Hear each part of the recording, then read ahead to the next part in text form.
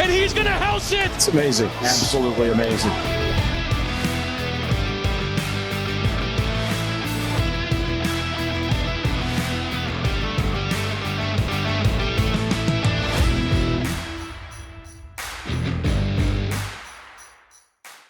What's going on, everybody, and welcome to this week's Quick Six, breaking down the Week 12 college football slate, Brian, and Week 11 NFL. We are 1 week away from the game.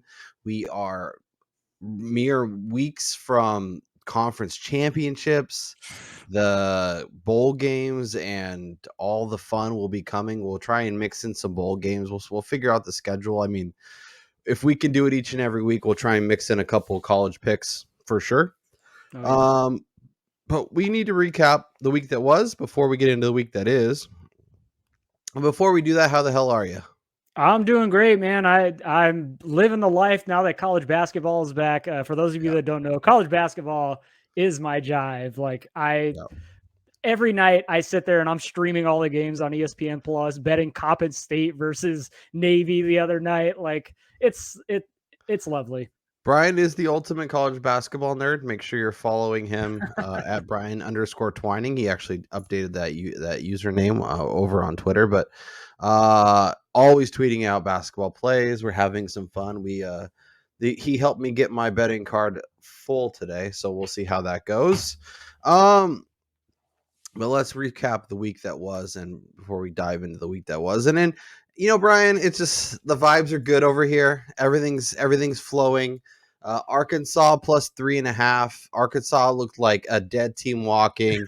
No KJ Jefferson, and yet they found a way to cover and almost win the game against LSU. So very happy I got the 3.5 thanks to our friends over at DraftKings.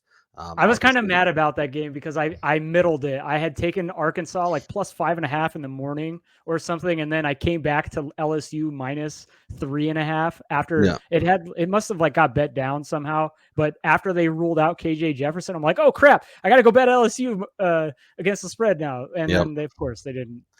Nope. You should have got it at like 3 or waited till Arkansas was doing a little bit. I don't know, but so that was a nice little cash for me. And then Blake Corum. Over rushing yards. That was a fun one. Super easy. And then we went head to head, and for about 80% of the game, Brian, you were gonna not only you were gonna get to cover town there, but just Justin Fields threw it to another former Buckeye and got that game going sideways. And when the kicker missed the PAT to only go up 6, I was like, yep, the Lions are winning this. And I said you might pick it. I had Lions plus 3. I had Lions money line, and I live bet the Lions plus 13.5, trying to recoup. And I cashed all those. So that was a very nice day, thanks to Detroit. And when I was watching the Titans and Broncos, I needed to watch something else because my eyes were bleeding. Overall, not a bad week for you either. You obviously had the Tennessee minus 20. Easy cash down. Well, the first quarter it didn't look so easy. But that's a feeler out. Yeah, the first half and the full game money lines or the spreads were freaking smashed. So Tennessee got back in a big way, rolled Missouri, covered that number. As we mentioned, the Bears did not get you to cover town. And then the under. My God, Brian, I was terrified. I thought that was going to go over at the last second. I was like, man, that is the worst luck. But you got to 40, not 41. So you cashed the under. So you went 2-1 in your bets this week. I am 21-12 on the season, Killing up 21 units. And you are 15-17, working your way back to 500. Still down 12 units. Hey man, you at 63% of football, like that's incredible. Yeah, quite honestly, for football picks. It's been a really nice season. I hope to keep it rolling. And we have 6 plays once again for you. 3 college football, 3 NFL. So let's get into it. Maryland Terrapins plus 27.5 versus Ohio State. We will be talking about it, I'm sure, next week, but the game is next week. Michigan, Ohio State, in Columbus. Very excited about that. Obviously, Brian's already watching hype videos because Michigan got their first win in a decade, so he's very, very excited. Let him get his excitement in early, and I'll get to celebrate after the game as I typically do. But Okay, all right. Ohio State is trying to get out of this game without any severe injuries. They're having injuries to the running backs. They're trying to avoid stuff, especially to that defensive side of the ball. It's going to be really important that they keep everyone healthy. And Maryland's offense, while they have their qualms and they have their issues kind of as a team, they can put up points and they can score. So I think Maryland does just enough to cover this number. I think Ohio State, maybe you want to go look at the first half line, gets a nice little lead, and then in the second half just salts it away. So I will take the Terrapins of Maryland plus 27.5. I was hoping I could get a full 28. It doesn't seem like the books are going to hand that out this week. I think they're a little too smart for that, but you could probably look for like late Saturday morning, or for us Saturday morning movement on that. Yeah, so we'll see if people line up to back the Buckeyes, and maybe you can get 4 touchdowns here, which would be really nice. But I'm still happy to take it at 27.5. I think honestly I'd take it anything probably above 24. Like I obviously want 26, 27, 28, something like that. But I think Ohio State keeps it close enough where Maryland can keep it within 4 touchdowns. Your first college football play. Michigan Wolverines first half play versus the Illinois Fighting Illini. Yeah, this is like in the same breath of the way you're looking at that Ohio State Maryland game, where for the total game, like I don't know which way I would go. We'll see in a second. Maybe Kyle's got a lean here, but I just think that this is a spot playing their last home game of the season for Michigan, knowing they're going up to down to Columbus next weekend. They're going to want to get up early and then possibly, rest some guys late in the game. I think this is a good spot maybe to go under Blake Corum's rushing yards this week for that exact reason. Yeah. Michigan throughout this season, we've seen it multiple times. They've been a second half team, but they can't really afford to do that this week because they need to go in the next Saturday healthy. So I think they're pedal to the metal early in this game and they're up. And also Illinois might be without the nation's leading rusher, Chase Brown, who his status is still questionable. Yeah. So I think early that this could get out of hand, and then maybe they throttle it down late. Yeah. What's the name of the backup to Blake Corum? The one that ran for like 100 yards again. So they have Donovan Edwards, and then they have CJ Stokes, and then they have so Donovan Edwards player prop, if you can get it. Yes. Around like 70, I think that'd be a good number. I think he's a good one. Yeah, he could get into the triple digits. As Brian alluded to, I am taking the Fighting Illini plus the 18 at Michigan. No Chase Brown is obviously not ideal. And Illinois has been kind of up and down all season long, but their defense is really good, and one of their strong suits is stopping the run. So this is a good team to kind of work that rush defense against. We'll see if JJ McCarthy and the pass catchers can kind of burn them deep, but this is a game Harbaugh is going to try and put as little on tape as possible. He's going to want to keep it close to the vest. He's going to want to get his starters out of there as quickly as possible. And it may not be pretty, and you may have to wait for the fourth quarter for that back door to get kicked in. But I think Illinois can keep it, lose by 17 or less, and that gets us to Cover Town. So I will. Yeah, I'm even curious to see if Michigan puts Cade McNamara on the field. If he's healthy and he returns this week, I think there's a good chance you see him play a little bit this week just to get him back in the game rhythm in case they need him next week in Columbus. But I'm not expecting a lot from the starters. And like you said, it's going to be a very vanilla game plan going into what we know is happening next Saturday. Yep. And you could take the quick 6 parlay, take Michigan in the first half, take Illinois in the second half. And you might even be able to get a better number live if you want to be a little patient. Hope Michigan gets up. Maybe you get 3 touchdowns, and then you're going to be sitting pretty, even if you're laying, minus 115. Let's flip over the cards and talk about Sunday, where we have 3 more plays for you. The first one is the New England Patriots money line, minus 165. I am riding with Brian here, and actually I think, take the -3. I think that's just fine too. Yeah, I'm just being a little bit safe here just because Sure. the Jets defense has been a lot better than what Mhm. I think most pundits had expected coming into the Yeah. season.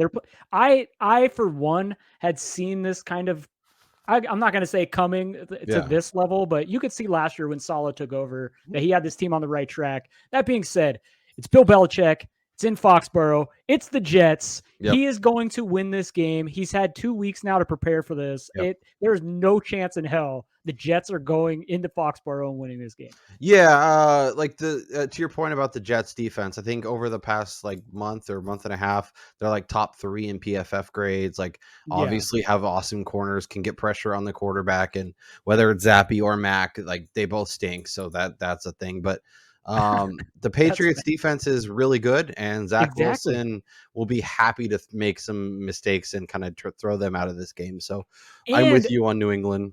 I just want to say, like, I don't think people are understanding the absence of Breece Hall is going to be huge in games Yeah. like this because now New England doesn't have to worry about that explosiveness out of the backfield. Yeah, like I like Michael Carter a lot, and I still think he can be useful for fantasy, but Yeah, but he's not he's the not guy. Breece Hall. No. He's just simply not. My third and final pick, I'm gonna go with your Dallas Cowboys Gross. minus the 1.5 at Minnesota, Brian. The Vikings have been a paper tiger all year long.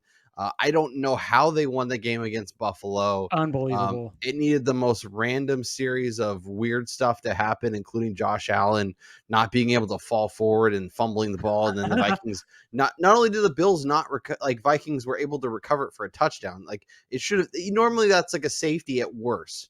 Yeah. So that was a wild game, and then obviously your Cowboys were dominating Green Bay, and all of a sudden Christian Watson's running behind the secondary, catching 2 touchdowns, and the game's going to overtime. It's Aaron Rodgers. It's seriously, he is the Cowboys boogeyman. Yeah, I mean, it was Mike McCarthy on the other side, I think, which was Yeah, part of the exactly. big part of the problem. But Yeah. I think Dallas gets right in this spot. I think they have a really strong defense. I know it hasn't been as great, but that was kind of our expectation. Like they had a lot of turnover luck, and when that doesn't come, they don't look quite as good. But one thing they can do is slow and stop the run. We've seen it all season long, and Dalvin Cook is so important for what Minnesota does. And then if they're relying on Kirk Cousins, that clock could get late early. And well, and I was going to say, and the Cowboys get to the quarterback almost as good as any team in the NFL. Yeah. And when Cousins is under pressure, he is not good. Yeah. So I love Dallas here. My other lean was the Chargers plus the 6. That was almost my third call. So I'll just give you a little extra nugget there, but I like Dallas quite a bit. And I think, anything under the 3 is perfectly fine. Your third and final play, the Baltimore Ravens minus 13 versus the Carolina Panthers. This is a no-brainer for me. Coming off of a bye, they're getting healthier. Lamar Jackson has had a week now to kind of heal up those bumps and bruises he's been taking so far this year. Their defense is getting a couple of guys back. There's a potential we see the debut of David Ajabo, one half of Michigan's sack team last year. Like Mark Andrews returned to practice today at a limited basis. Is he back? It seemed like he was gonna. He's still questionable, but Okay. I mean, we've seen it. Isaiah Likely has been working this offense a lot more. Yeah. They clearly don't need Rashad Bateman just because, they need Bateman, but Carolina's dealing with their own injuries on the defensive side of the ball, so they're going to be hurting over there. And then they're going back to Baker Mayfield, who we've all seen Baker Mayfield play against the Ravens before, and this squad is very familiar with him. So I'm expecting another bloodbath here in Baltimore. Yeah, Baltimore also gets Gus Edwards back, which I think is going to be huge. And Carolina, when their offense has looked solid, has been a lot of Donta Foreman and then, the play action pass. And I don't think that's going to fly as much with Baltimore. As you mentioned, they're getting healthier. They're going to be better on defense than, Atlanta, who's Carolina's look good against. So, I like this call quite a bit. Lay it. I think Baltimore could easily win this game by 3 or 4 touchdowns. This is either an alternate line or Carolina Panthers money line, I think, is how you play this game. Like, I like, if you think all Baltimore wins, they win by a lot. And if this is one that you please up to 20 or something. Yeah, you take Baltimore minus 21.5 or minus 20.5, and you take Carolina on the money line, and you win yourself some money either way. Yeah. Let's recap the card, Brian. Let's give the people our units per play, and let's get the hell out of here. I'll give you the T. Give them your 3 plays and the units per each. All right, so we're going to start with college football on Saturday. Michigan's got to look good early to rest their starters. So I'm going to take them first half minus 9.5 against a beaten up Fighting Illini team. And I'm going to go a full 5 units on this. I think Michigan comes out pedal to the metal. They are fired up because they want to get in and out of that game quickly. So they want to take care of business early. And then my first play in the NFL, I got the Patriots money line versus the Jets.